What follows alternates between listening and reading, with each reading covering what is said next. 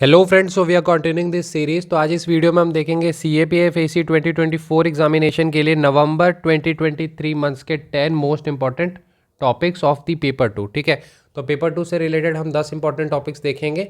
ये इस सीरीज़ की 5th वीडियो है, तो आपके पास इन टोटल इस वीडियो के बाद 50 टॉपिक्स हो जाएंगी पेपर 2 पॉइंट ऑफ व्यू से, जो काफ़ी ज़्यादा रिलेवेंट रहेंगी बिकॉज हम करेंट बेस्ड हर मंथ वाइज सीरीज़ ये करते हैं।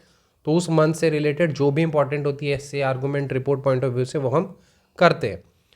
जो भी स्टूडेंट इसे टेस्ट के रूप में कंसीडर करते हैं तो ये आपकी 5th टेस्ट हो जाएगी, बिकॉज हर टेस्ट में हम यहाँ पर 6 ऐसे 2 आर्गूमेंट 2 रिपोर्ट देखते हैं। ठीक है, तो इसमें आपके सामने 6 ऐसे इस वीडियो में भी 2 आर्गूमेंट और 2 रिपोर्ट होंगी। ठीक है, तो ये रहेगा।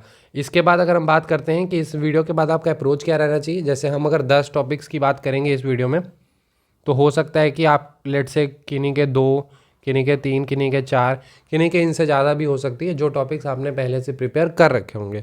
तो अगर आपने पहले से प्रिपेयर कर रखा है तो आप डायरेक्टली उस पर प्रैक्टिस कर सकते हैं एंड देन फिर अपना जो भी है सेल्फ इवेल्यूशन वो कर सकते हैं।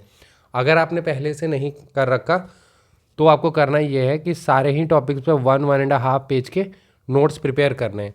और अगर लेट से आपने 2 कर रखा है तो जो बाकी के 8 रिमेनिंग टॉपिक्स होंगे उन पे 1-1.5 पेज के नोट्स प्रिपेयर करना है और उनको अच्छे से बाय हार्ट कर लेना है। बेसिकली रिमेंबर नहीं करना, अंडरस्टैंडिंग पे ज़्यादा फोकस आपको करने की ज़रूरत है।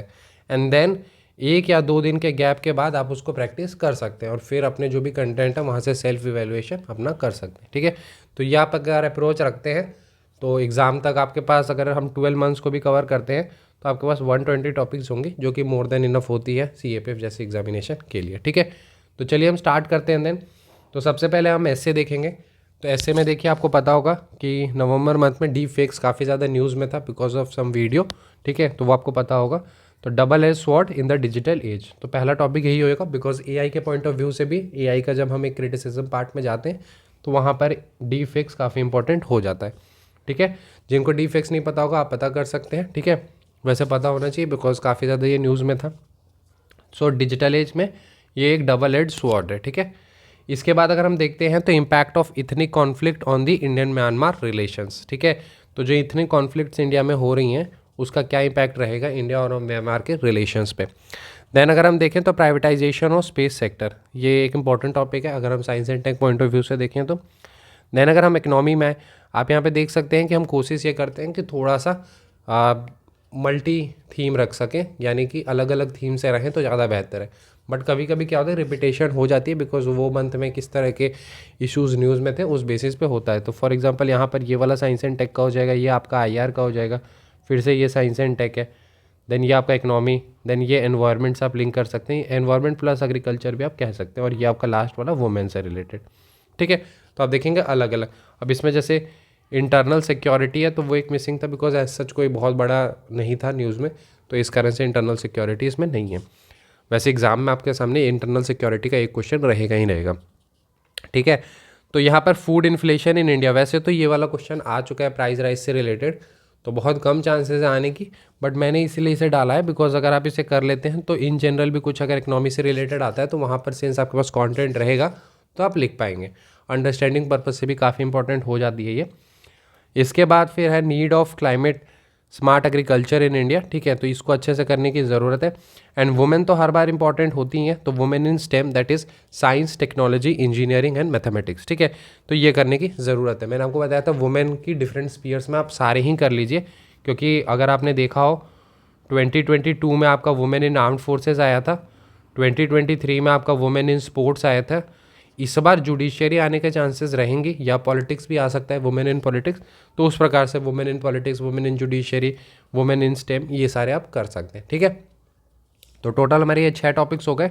डीप फेक्स, ठीक है, a double edge sword in the digital age, then impact of ethnic conflict on India-Myanmar relations, then privatization of space sector, then food inflation in India, and the need of climate smart agriculture in India. ठीक है, ये पता होना चाहिए आपको कि what is climate smart agriculture. Then women in STEM, that is science, technology, engineering and mathematics. ठीक है, आगे आ जाते हैं हम आर्गूमेंट की। तो आर्गूमेंट में अगर हम देखते हैं, बिफोर दैट काफ़ी सारे students regarding the paid notes की बात कर रहे थे, तो आप पेड नोट्स के लिए हमें कांटेक्ट कर सकते हैं इनक्रेडिबल अभिषेक 10 पे। ठीक है, इनक्रेडिबल अभिषेक 10 पे, वहीं पे आपको डिटेल्स मिल जाएगी। अदर देन दैट आप हमारा टेलीग्राम चैनल ज्वाइन कर सकते हैं, वहाँ पे भी डिटेल्स हैं, ठीक है।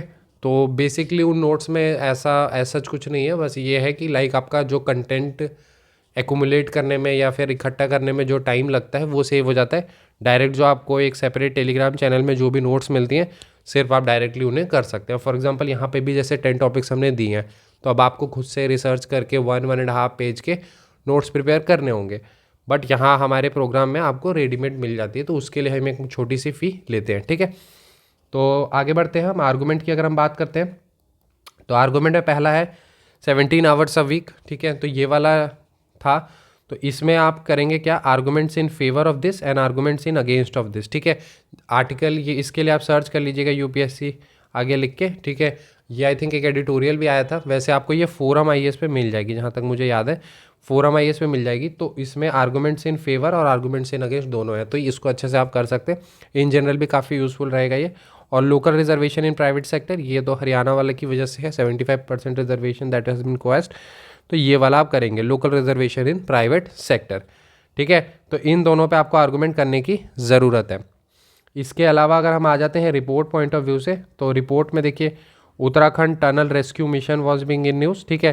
तो इसको देखिए दोनों पॉइंट ऑफ व्यू से कर लीजिएगा। मैंने ये डाल दिया है, एक ये भी आ सकता है फॉर एग्जांपल कि उत्तराखंड टनल कोलैप्स का भी, बट मैंने रेस्क्यू वाला यहाँ पे रिपोर्ट में दिया है। तो वैसे भी जब आप रेस्क्यू वाला करेंगे तो वहाँ पर एक छोटा पार्ट तो आएगा ही कोलैप्स का, बट अगर इन जनरल डायरेक्ट कोलैप्स पे आता है तो आपका ज़्यादा फोकस उस पर रहेगा और रेस्क्यू पार्ट पे कम फोकस आएगा।